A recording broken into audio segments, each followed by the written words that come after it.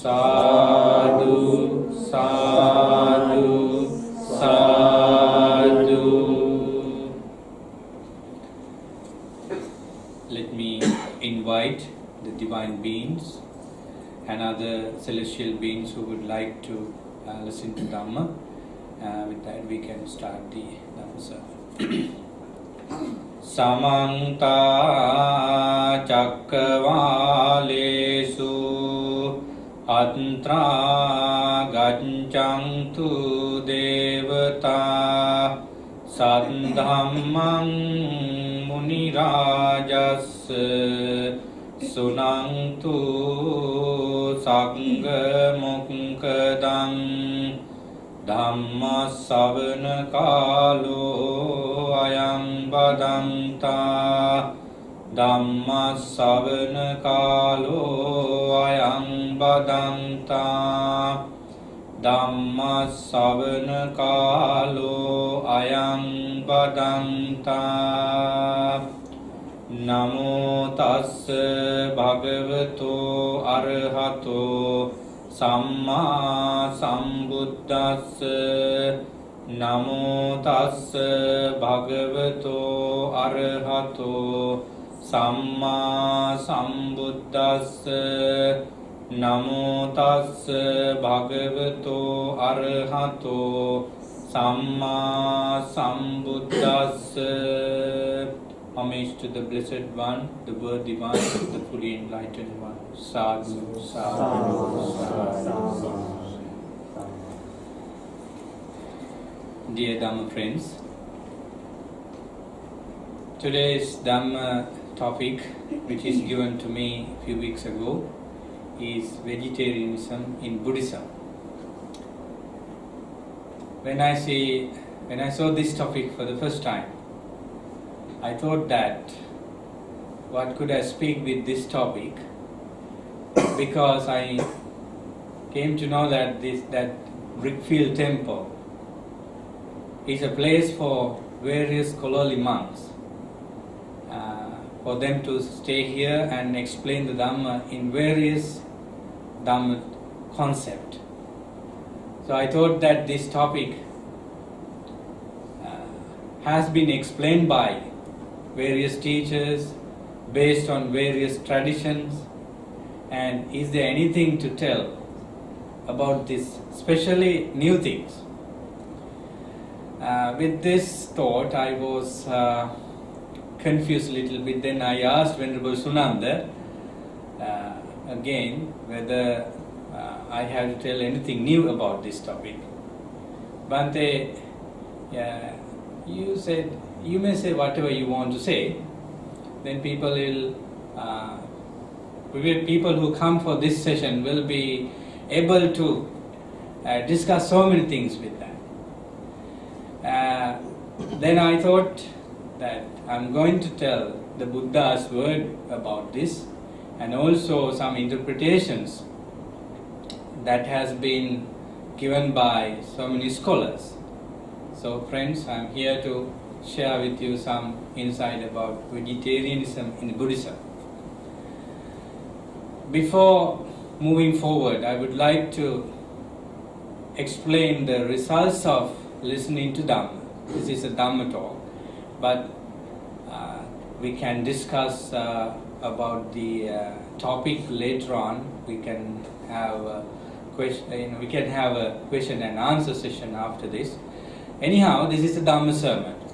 Buddha has explained the results of listening to the Dhamma in a beautiful way. Let me bring these results for your understanding.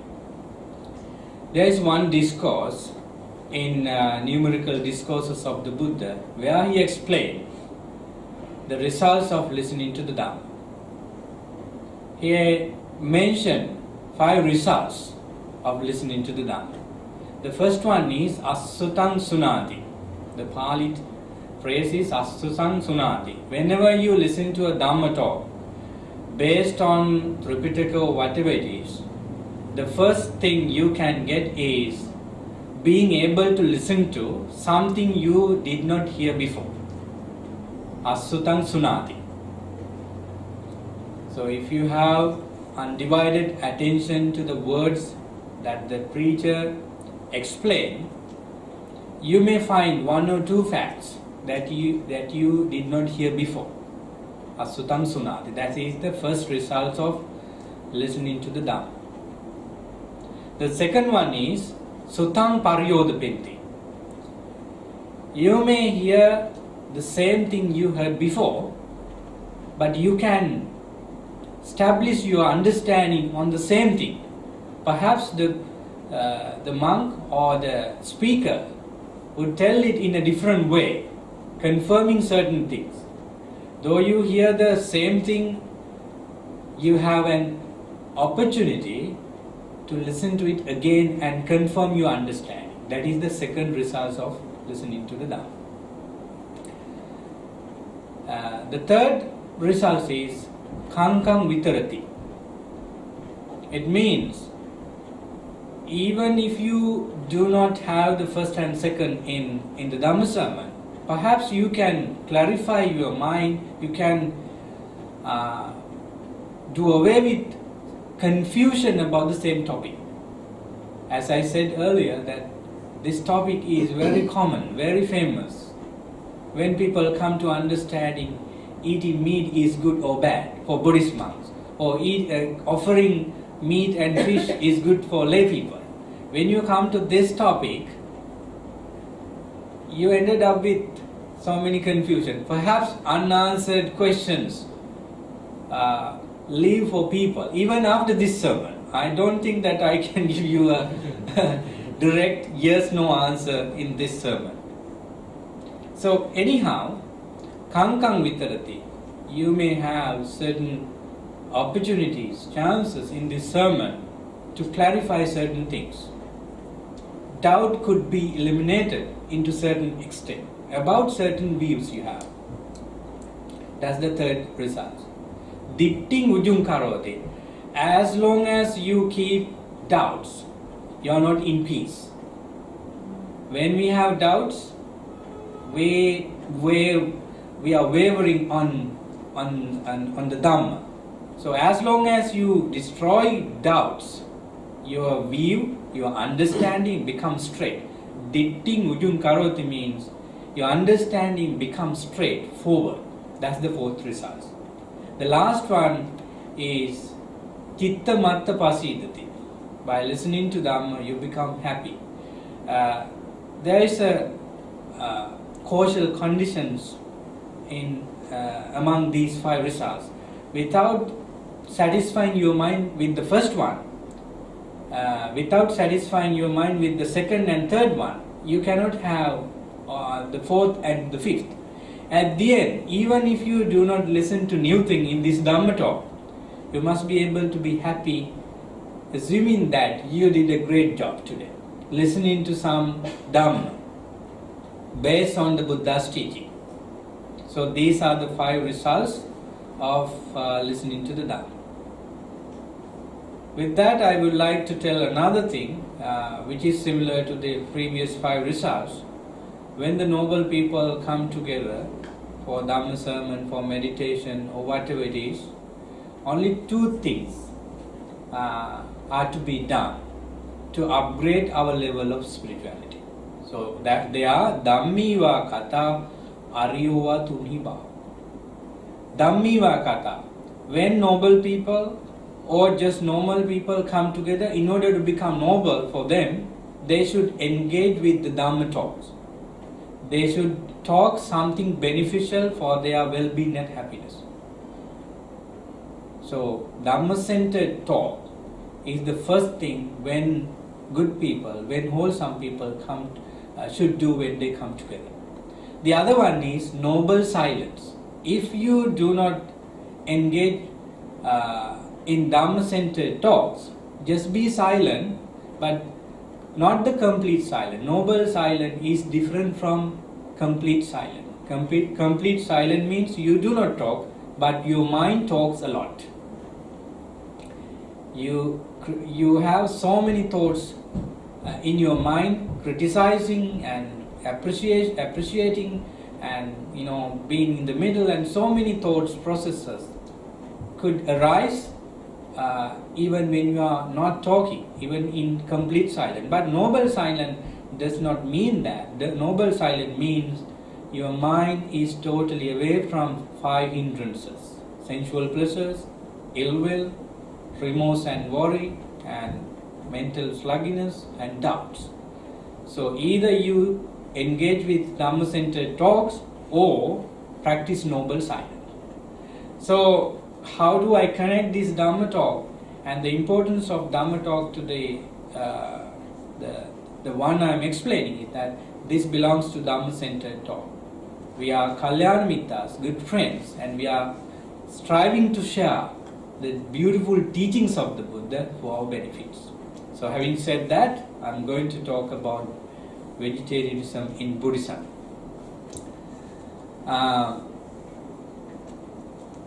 When this topic came to me for the first time, having that analysis in my own way, my mind goes to a particular discourse. That is Jivaka Sutta. How many of you have heard about that discourse? Yeah, you heard? Yeah. So Jivaka Sutta. It is in Majjhima Nikaya. Jivaka Sutta is named by the person Jivaka, the physician of the Buddha. This discourse was delivered by the Buddha when he was in Rajgir, close to the mountain Gijjakuta, to the person called Jivaka. So one day, Jivaka was visiting the Buddha and he asked a question. Venerable Sir, I heard that some people prepared food for you, even meats. So people used to say that Venerable Gautama Buddha knows that these people kill animals for Venerable's food. So do you know that? And these people of course added so many things behind this, that Venerable Gautama liked to eat meat, and he likes the taste of meat and fish. So is it true, Venerable Sir? Jivaka said that some people misrepresented me, my Dhamma, by saying this. But I never said that I like to eat meat. I never said that I encourage monks and nuns and lay people to eat meats and so forth. Then Buddha said a very clear statement in this discourse, which is very important for our discussion today. He said that I asked monks and nuns, those ordained Sangha, to accept any type of meat or any type of animal products when they clear that this food is cooked for us with the intention that these people did not kill the animals for our food.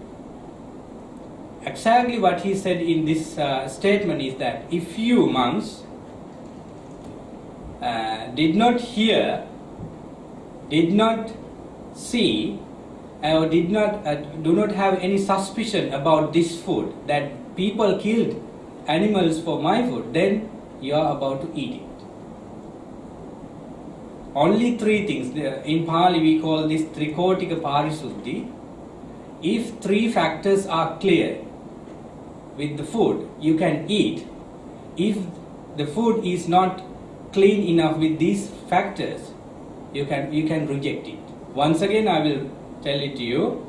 If you hear that this food, this meat or fish, is prepared by the donor by killing an animal, if you hear that, if you see that, if you suspect that, then only you can reject it. Otherwise, monks and nuns accept the food. That's what I told monks and nuns about eating meat. Jivaka So that is my message. Anybody, if they say that I like the fish, I like the meat, and I ask monks and nuns to eat and taste it, that is a misrepresentation of my Dhamma, Buddha said. He elaborated the discourse further into various directions. Buddha said that if a monk take a meditation subject and went into a forest monastery or under a tree or a silent place, meditate on loving kindness, spreading his thoughts to various directions, that may all living beings be well, happy, and so forth and so on. This monk establishes himself in the trade. When he goes on Pindapata to the village or to nearby city, he receives food, various types of food, including meats and fish. Does this monk, Jivaka, have an intention of eating meat, eating fish, or eating any curries and rice and so forth? He or she takes the food, accept the food from donors to survive his life. So the whole purpose of collecting food on Pindapata from various towns and villages is to survive himself or herself. So those monks and nuns practice the training principles, go on Pindapata and collect food for survival. Does this monk or do these monks and nuns eat food for taste? Then Jivaka said, no, Venerable Sir, they are perfect in Dhamma, they collect food for survival. Then these monks cultivate compassion, karuna,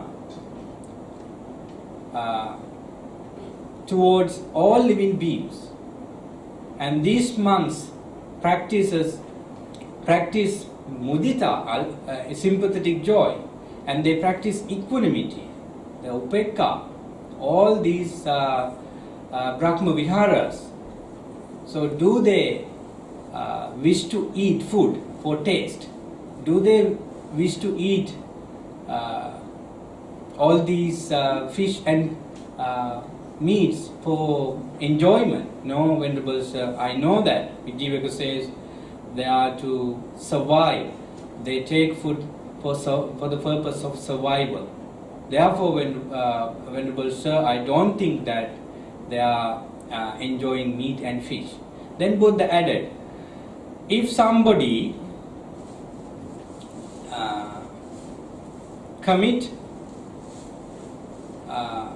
this killing animals for feeding monks, including the Buddha, they are going to accumulate demerits that cause them so much suffering. At the end of the discourse, Buddha added 5 conditions, 5 occasions that people accumulate demerits if they kill animals for offering monks and the Buddha. Let me tell you these 5 factors first. If a person decides to kill an animal, slaughter animal, to make food for monks, including the Buddha, that very thought could accrue so much demerits for the person. So this is only a decision. He or she does not kill the animal yet. This is only a thinking. Just imagine planning ahead of killing. Then if this person asks somebody to bring the animal using a rope or using any type of vehicle and so forth, while decision is one part and taking is another part, at that time this person collects so much demerits. That's the second time he accumulates merits. Perhaps the person decides to kill a chicken or a deer or a pig on Sunday, and he is doing the very action on Monday. So Sunday he accumulated demerits, Now he's accumulating demerits again on Monday. Then he orders, or himself, doing the killing. Animal is taken into the place where maybe in the kitchen or maybe outside of the kitchen or whatever. Then and at that moment before killing, he accumulated so much demerits. Then at the time this person kills the animal, with the pain and suffering of the animal, he accumulates demerits again. When he offers the prepared meat to a monk or a group of monks or nun or any person to gain merits, he accumulated demerits. These are the 5 times that a person accumulate demerits. This is what we have in the Jivaka Sutta, where Buddha put a rule for monks and nuns not to eat meat or any animal products except milk or cheese or whatever. We don't find any other places in the Theravada Tripitaka where he mentioned anything like that, but in another discourse we found that that he recommends not to eat human flesh and elephants, horse, tigers, lions, and all these valuable animals, because they are considered as sacred animals, not by Buddhism, maybe from other traditions. Therefore do not eat their meat. That's what Buddha said. I remember another occasion where Buddha mentioned about eating meat and fish. Venerable Devadatta, the hostile of the Buddha, the great opponent to the Buddha. He was a relative of the Buddha.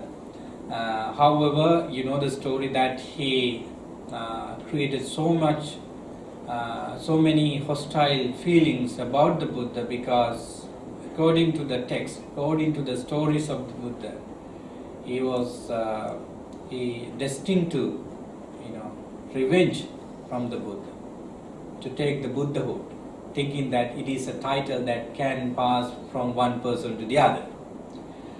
One day when Venerable Devadatta came to the Buddha with so much anger in his mind and said that, Venerable Sir, if you want to preserve the Sangha order and let it to the future exactly as it is, please have these 5 conditions on monks and nuns. The one of them is make a rule for monks and nuns not to eat meat anymore. Then Buddha asked couple of questions related to 5 conditions. Devadatta, have you practiced these 5 conditions in your own life? He was silent. Even Venerable Devadatta did not practice the very principle.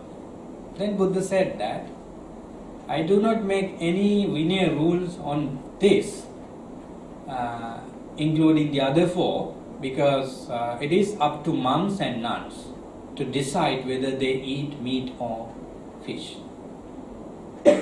So these are the textual references we have about eating meat by bhikkhus and bhikkhunis and Buddha's statement about it.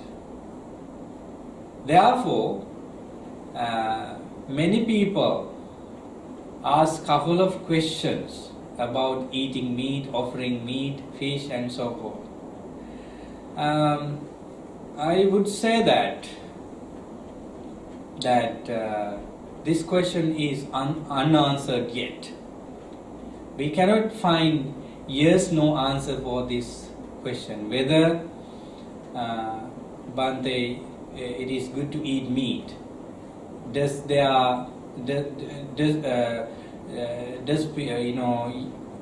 he or she accumulate demerits by offering meat or fish?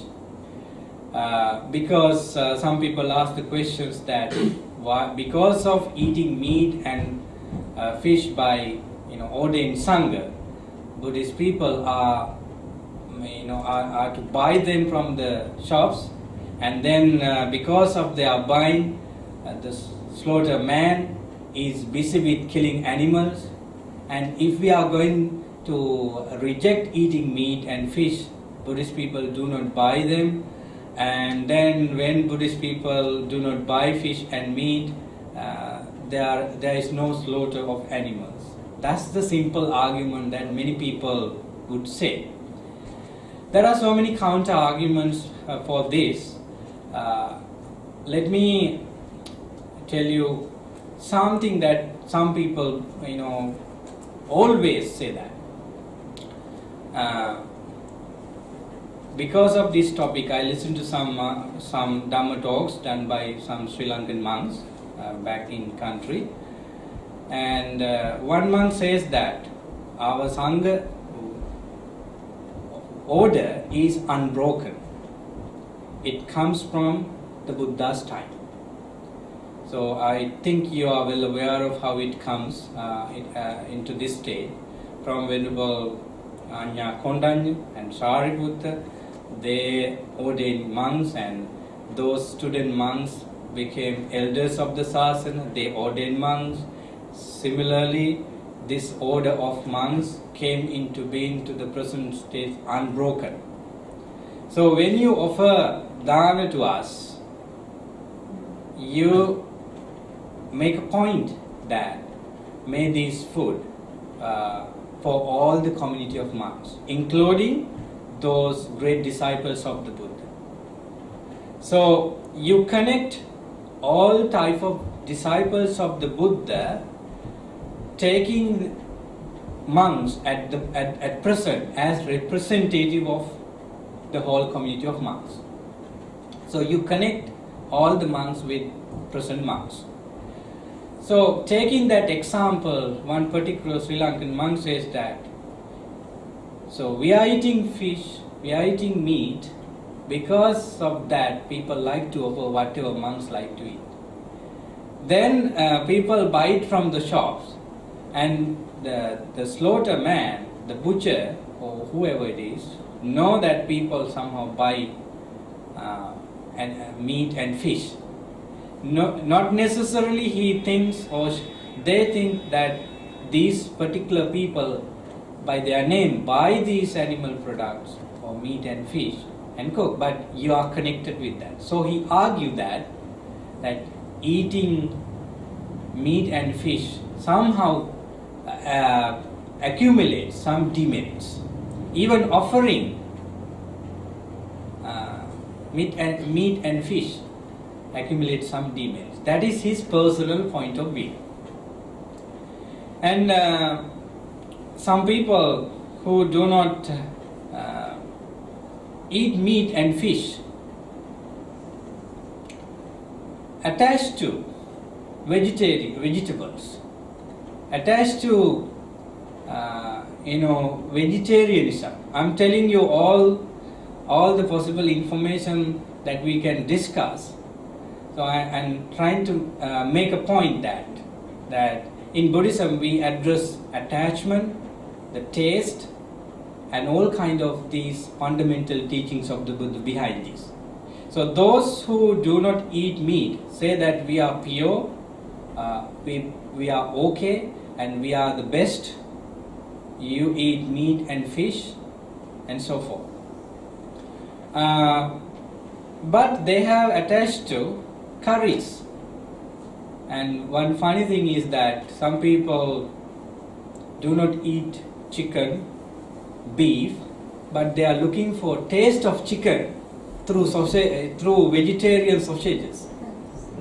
They look for that taste from vegetables. So they have a view that I like this taste, which is a wrong view, and they have attached to the taste of chicken through vegetables.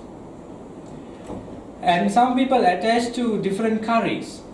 Some people are looking for proteins and vitamins from vegetable because they do not eat fish or meat. thinking that it accumulates some demerits for them. So they are going to one extreme, according to my personal view. Now I add my personal view. So because they have attached, they have upadana, they have attachment, which is detrimental, which is very strong defilement, according to Buddha's teaching.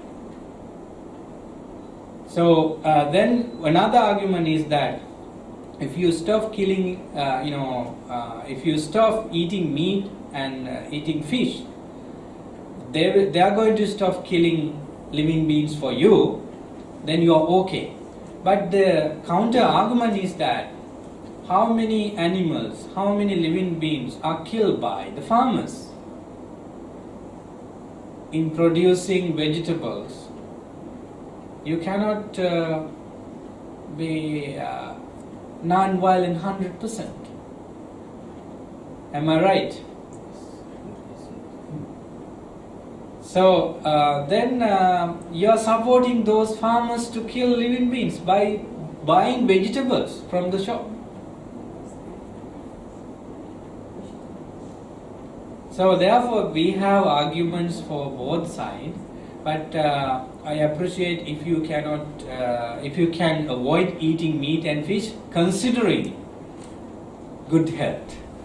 But again, there is another counter argument that I have a friend from Ottawa, Canada, and he has been eating only vegetable for 20 years. Recently he got a heart attack. Then the doctors found that he has cholesterol and all kind of diseases were found later on. And there is one scientist, he was originated from Sri Lanka and studied in Canada. He won a couple of awards from the Queen. He was advertising not to eat chicken and beef because so much cholesterol produced by eating that. That's what he said. But he also, his family members followed him. One of his brothers got a problem because of cholesterol. So then where we go and what we suggested at last. So my understanding about this vegetarianism in Buddhism, it could be done with understanding. Buddha says that if there is no right understanding, samma ditthi, we cannot go forward in this noble teaching even one step away. So if you do not have right understanding about consuming food, about consuming other things, including practicing loving kindness properly, we cannot go forward in this noble teaching. Let's discuss about the right understanding on food. Right understanding could be categorized into two, as mundane right understanding and supramundane right understanding. Those who do not attain to first level of enlightenment, of course practice the first one, the mundane right understanding. It says giving is good, following some principle that brings happiness for oneself and others is good, and there is the mother, father and rituals and so forth. Karma brings you good results when you do good things, and when you do bad things it brings bad results and so on. It has been categorized into 10 in discourse called Sammaditi. So this is mundane right understanding. If we take, regarding this right understanding, we take food for survival. That's why monks and nuns are advised by the Buddha to reflect on food. Are you familiar with the stanza? Patisankhayo niso pindapatang patiseva. Nevadavayana madayana and so on. This clearly says that you are taking food, whatever you receive, is for survival. Why do you take food for survival? To practice the noble teaching, to follow the noble Dhamma and discipline for completing your practice on the noble teaching until you attain enlightenment. So we do not follow any rules, anything to taste food. Our intention is not to taste food. Whatever food you are eating is for survival. With this statement, with this reflection, we are not eating rice and curry. We are not eating particular meat. We are not eating fish. We just take a food. From the absolute point of view, food is only a form for a meditator. It is a form, and when you take it and eat it, there is a feeling of taste. Then monks consider that this is only a feeling of taste. When you eat it, according to the meditation subject called particular manasikara, unattractiveness of the body and the food and so on, you reflect it is only a food that is impermanent. So there is no any problem with this reflection to eat meat for a monk or a nun, or even lay people. And when you buy fish or meat from the shop, you are not buying an animal. It is already killed and you are taking some food item. But when I said this to a person, he says, "Venerable sir, I remember the face of the chicken, very innocent. How can I cut into pieces and mix with spices and give it to you?" Then I told that person, if you remember the face of the chicken or the deer or the pig, do not eat it. Do not do that. Let me share with you my personal experience. Before I became a monk, I had 2 cows in my possession. My mother asked me to feed them every day, every morning before I went to school. That's my duty in the morning. As soon as I came from the school, my duty was to feed them again, changing the place of eating. Due to some economic problems, it was just before my ordination. My parents decided to sell them to a person, and we know that person resell them to a butcher. I was crying because I could read their mind. Still my parents regret about this. From that, I have never eaten beef. From that moment, I decided that I never eat beef, because I remember their faces. So I think more than 10 years ago, I watched a video of a very big factory where chickens are killed for food. Then I thought, why do I eat chicken? Because these innocent animals are going to suffer at various stages of killing. With this firm determination of not eating chicken, I got some problem too. Because some people, out of faith, cook chicken and came to temple, sometime chicken and only 1 or 2 curries. So then they offer, I refuse to eat.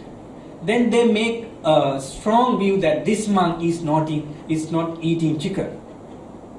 Then that news was spreaded everywhere in the society.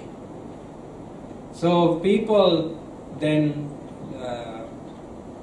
thought so many things when they cook dana for us, because this monk is not eating chicken, that monk is not eating beef, this monk eat only vegetable.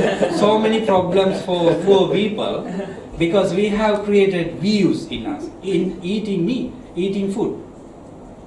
Then I decided that Buddha had never said to select food. It's another burden, it's another hindrance for us. So then I went back to the original message of the Buddha: accept whatever people offer out of compassion, out of faith. So somehow I told a couple of people recently that decide from your own understanding. These are the things that the Buddha explained about eating meat as monks and nuns. These are the things you should consider as lay people who offer animal products. So it is up to you to decide whether I offer meat or eat meat. I think 5 months ago I went to a house. They are a good friend of mine. I saw how they cook chicken. They took that raw chicken and put it in the table and cut into pieces, and that is not pleasant to me. That was the first time I saw a person cut a chicken to make a chicken curry. It's not pleasant to me. So thinking that if somebody says that I do not eat chicken, or I do not offer chicken for monks because the process of preparing a chicken curry is so unpleasant, I accept that. So consider practical difficulties and avoid eating chicken or cooking chicken curry would be acceptable for me. But it's up to you to decide, okay? I'm not here to give you direct answers about that. So we are, of course, I remember our topic, vegetarianism in Buddhism. So vegetarianism in Buddhism should be understood with right understanding. So why do we eat vegetable? Just to survive. Just like eating chicken or beef or whatever, meat or fish.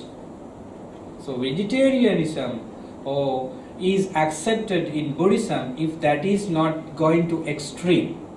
Buddha never asked monks to be any vegetarianism or vegetarian person or vegans. Back in Canada and US, there is a new trend, a movement called vegans. They do not even drink milk. So it is hard for a Buddhist to do it, in my point of view, because you hang on to a view that I am a vegan. From the Buddhist point of view, you cannot side yourself to a group.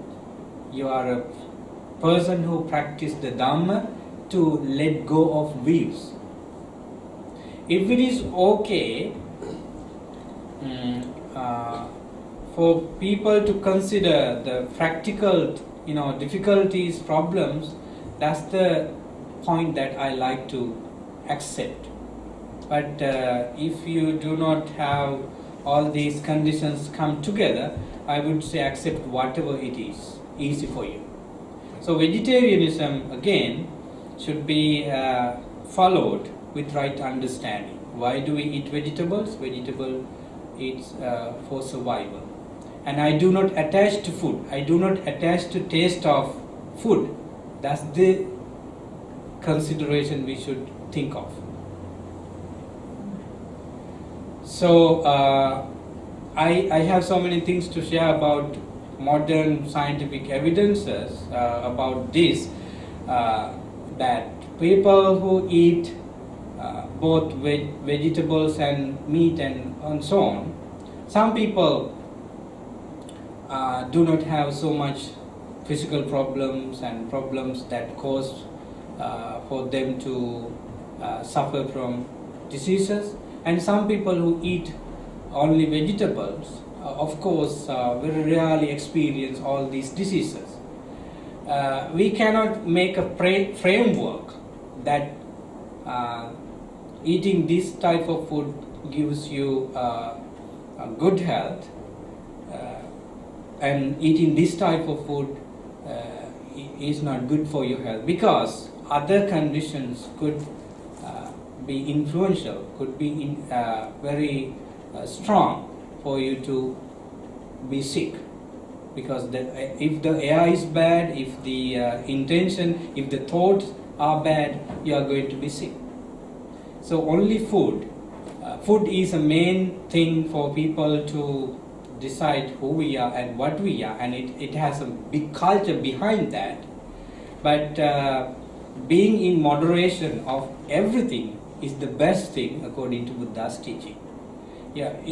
Commentary says that 5 conditions should be completed to commit a killing. We have the first principle, Panadipata Veramani Sikkhapada Samadhyam. I take the training principles to abstain from killing living beings. So with that, the commentary elaborate how a killing happens. So first you should have a plan, and there should be an intention. Then you should have tools or whatever weapons you to kill. Then you, of course, commit the killing act. Then you killed. Then you should know that the animal is killed.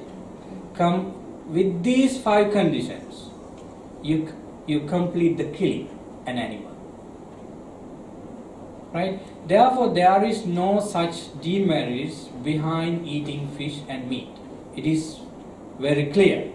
If there is no killing an animal by eating meat, people are going to say that eating meat is not detrimental to our training. That is the point that we need to consider.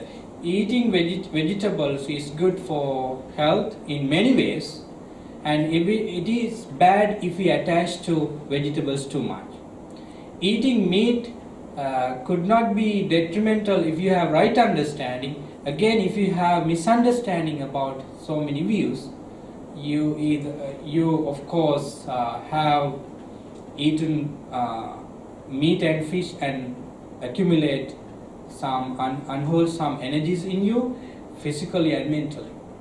So personally, I like eating vegetables because of so many reasons, but I'm not taking any side, because I am a monk and I cannot make any rules of eating meat, because Buddha said that you are going to accept whatever people offer us. So I think it's 9 o'clock now. We should have some discussion on this, so he will tell the time that we can have the discussion. We thank Bhante for delivering an excellent talk. Any questions, brothers and sisters? Please take this opportunity to come forward and ask questions.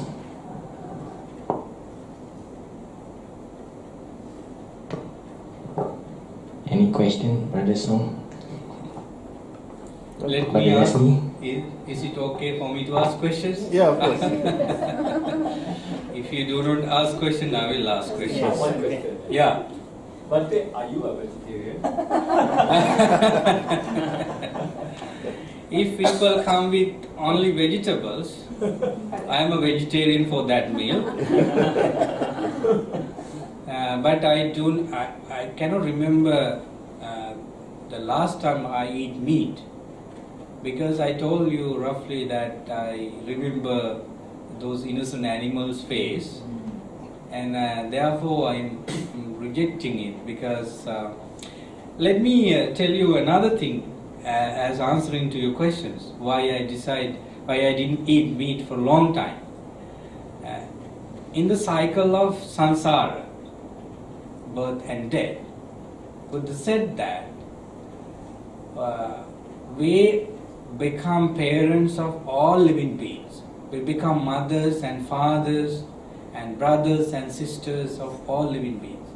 In previous life, perhaps you were my parents, you were my fathers. All these animals, even the dog inside the temple, could be our parents in previous lives.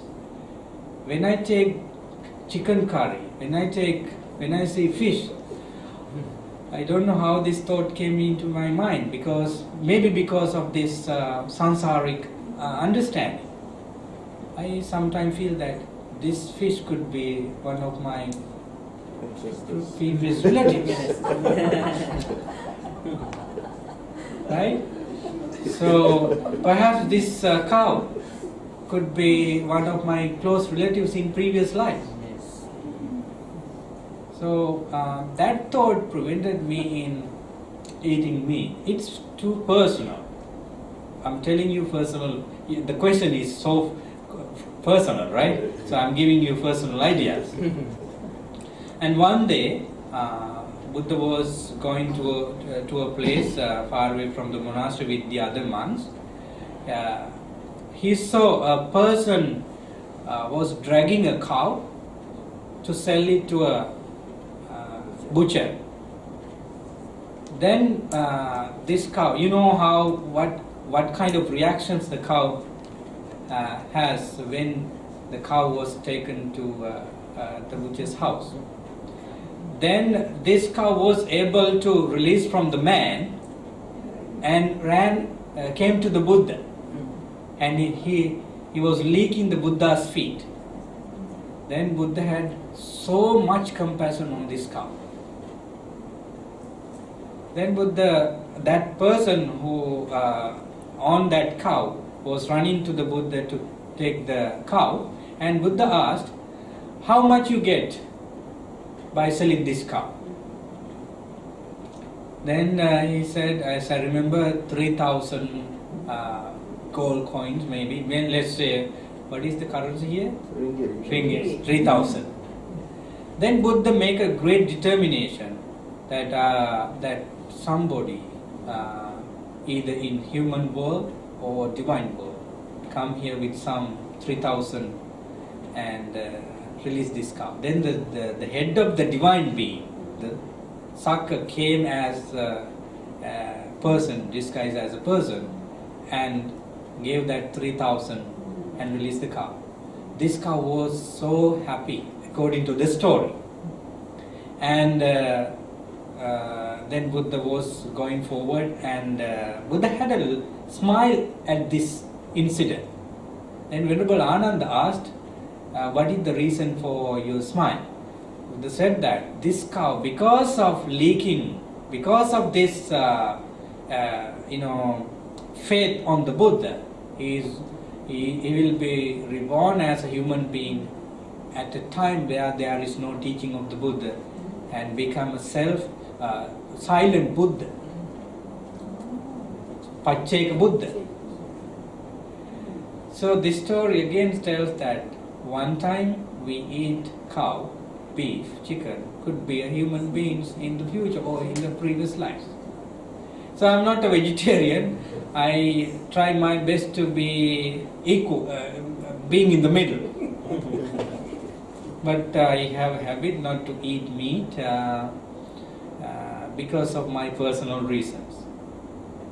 Did I give a good answer for you? So Bhante, if now someone offer meat, would you eat? Yes.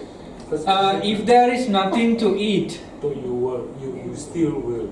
Yeah, because I stick to the advice of the Buddha. You have to accept whatever people say. Because if I create any hostile feeling of the donor by not accepting the food, it is more dangerous than eating meat. Right?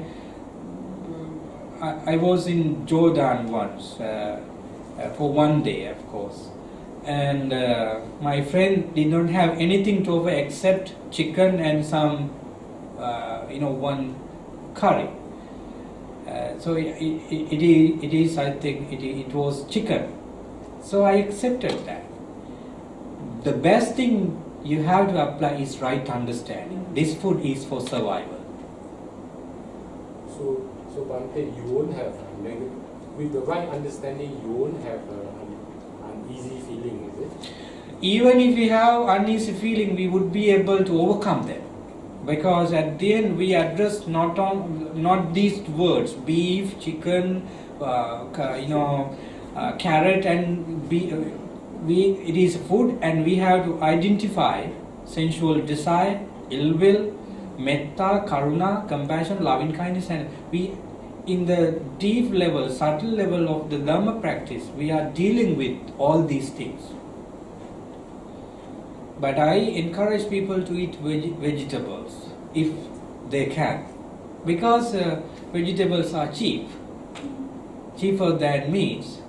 And as I told you, in cooking chicken and beef, bad smell is everywhere, and you use oils and practical things cause me to eat vegetables. But I don't say that eating meat, eating fish collect you demerits.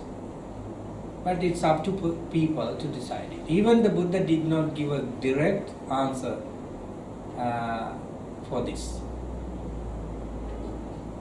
So Bhante, another question. Just now you were talking about attachment to taste. So now when,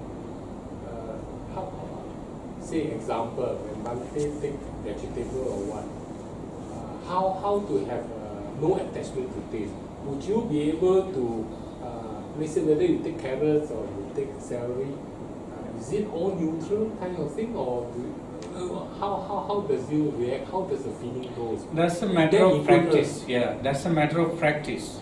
Buddha said in many discourses that contact between senses and sensory experiences is the biggest problem for human existence, human suffering. When we see pictures, we are going to reflect that I'm seeing pictures, I'm seeing colors. That's the perfect meditation one can have. When you hear sounds, understand that I'm hearing. That's the perfect meditation one can have. Then when you taste food, especially let's say carrot or whatever, chicken, it is a matter of taste. It is a matter of understanding the taste. If you follow the path of the Buddha for enlightenment, you are not going to think that I am eating carrot, this is really good, this taste is salty, this taste is honey, and whatever it is. If you go into details, the attachment part could not be stopped. In one discourse he says that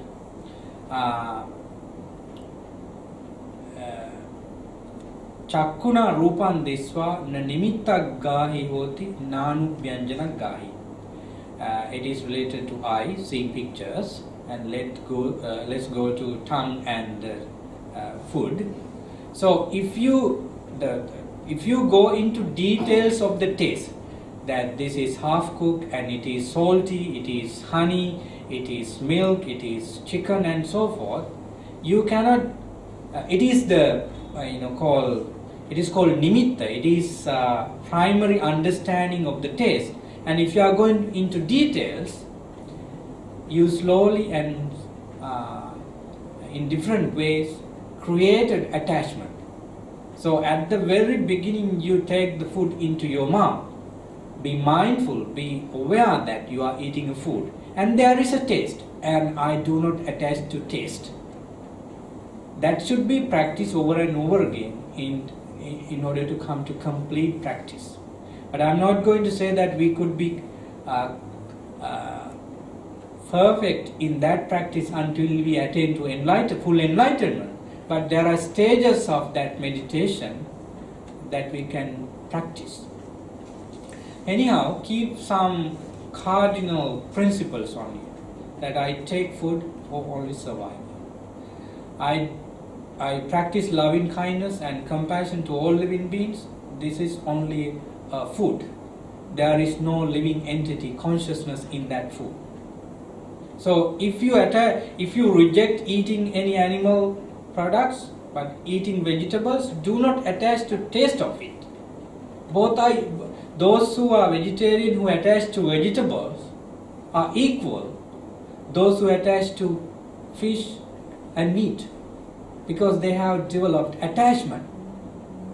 The problem is not solved according to Buddha's spirituality. So we have to address attachment, desire, tanha, greed, hatred, and so on. These are the mentalities we have to address in eating meat or fish or vegetables. So it's a matter of mindfulness, it's a matter of practice. Unless you practice today, it doesn't come to you next day. So continue on this practice. I think this is the starting point of spirituality, exactly as the Buddha said. So 6 sensory experiences is the beginning of the world, Buddha said, the loka. And if you are going to understand the 6 sensory experiences as the Buddha said, that is one teaching that we need to go with this eating meat or vegetables. Yes. I'm getting a bit confused here because Can you speak sorry, loudly? I'm getting a bit confused here because right now I'm practicing solely not to eat meat. Yeah. I always thought that eating meats will create some bad karma indirectly, maybe, because I always thought that if I go to a restaurant and order the meat or fish, will it be indirectly causing the harm to the animal? So, Yeah, you're asking whether we make suffering for animal by ordering and eating and buying. That's what we were discussing. We have facts for that. That if you buy meat or fish, if you eat them, then people who do killing part do not stop. Let's understand the karma. Buddha said, Chetanahang bhikkhame kammam vadami. It means your intention is the karma, right? You are not encouraging any person to kill living beings by eating meat. But somehow there is argument, as you said, we allow those people to sell them because we are going to buy them, we are going to eat them. But the counter argument is that, okay, 20 of us, 25 of us stop eating meat, right? Fish and so forth. Is there a guarantee that all these shops do not sell fish and meat? No, there's no guarantee. Again, if we are going to stop eating meat and fish, that is good for us. If you understand that it is bad for eating meat and fish and so on, then stop it. Because that's why I'm trying to stress you that it should be personal. We cannot make framework for others. But I support for people who eat vegetables to destroy the attachment part for taste of the vegetable. I support for the other people to let go of the attachment for fish and curry. One of my high priests cannot eat any meal without chicken. So that's a good practice for me to think how attachment is created by this monk for chicken. He's going to criticize openly. The recent example is that we had the Katina ceremony last year, and I was the main organizer. He was in Sri Lanka, and he was telling that monks should be offered everything, including chicken. So people don't like offering chicken in my temple. Some people. So I'm too diplomatic.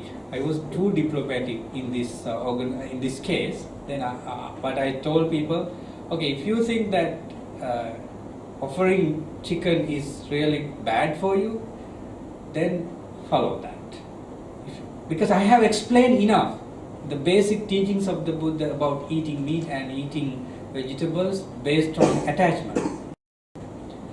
Then some people brought chicken curry, some people did not.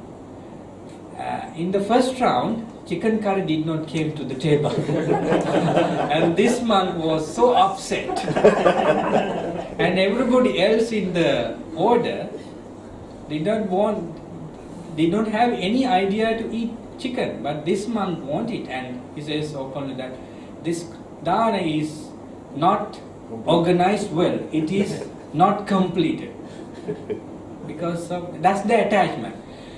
My friend, I do not have a particular direct answer for that. So, but those who eat meat and order meat or buy meat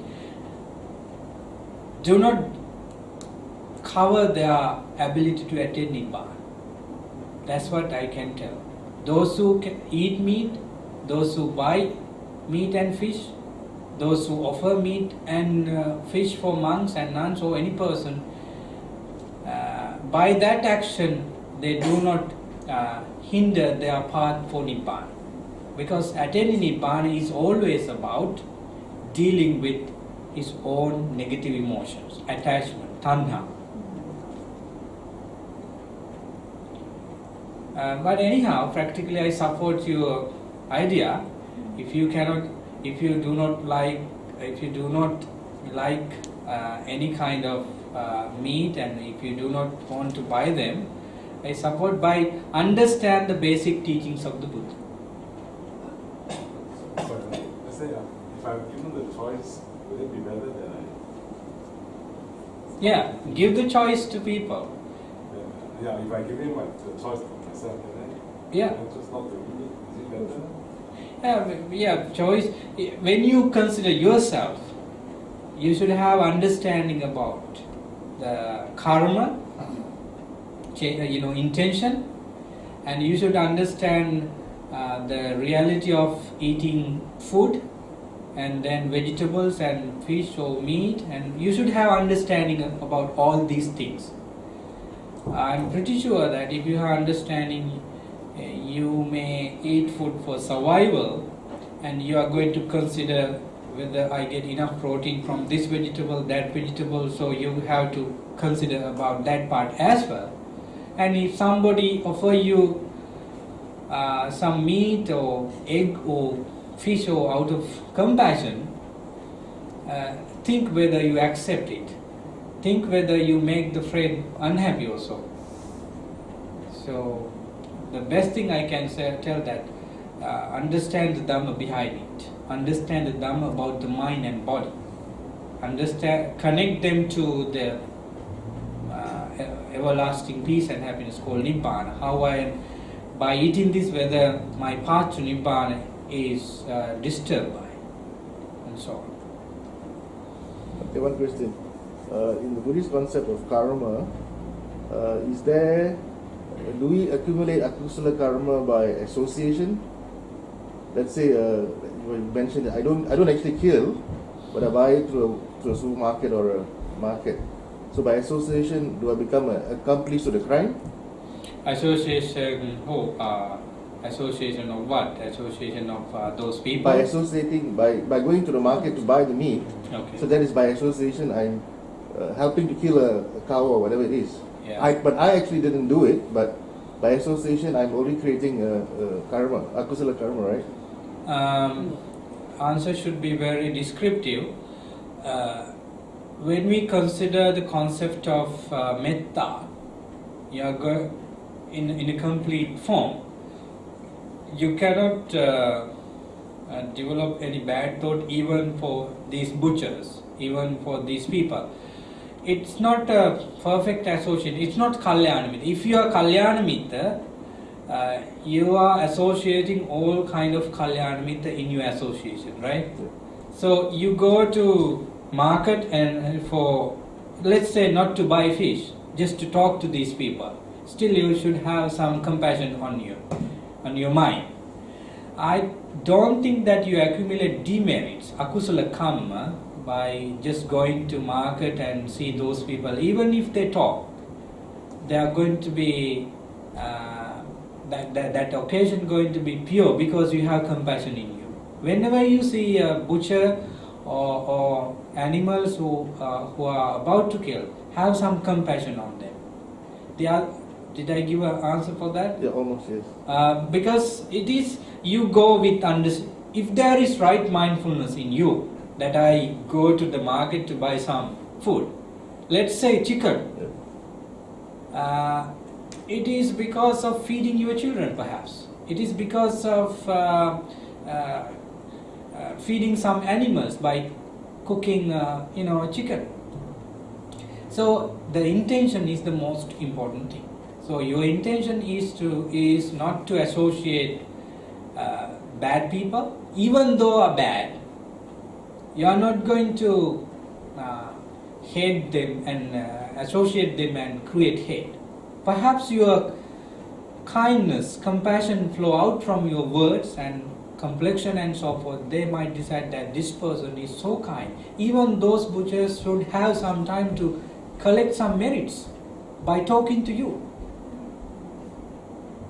Right? So compassion could be spreaded into various directions, in various ways. Perhaps those animals who are cows in this lifetime, deer, chicken, had done so many demerits to be born as cows. Who knows? That is their destiny. Some cows, some animals are born into that state and die with that. No human beings, no other beings kill them. They were done enough demerits to reborn as animals, but they have enough luck not to be a part of killing by somebody.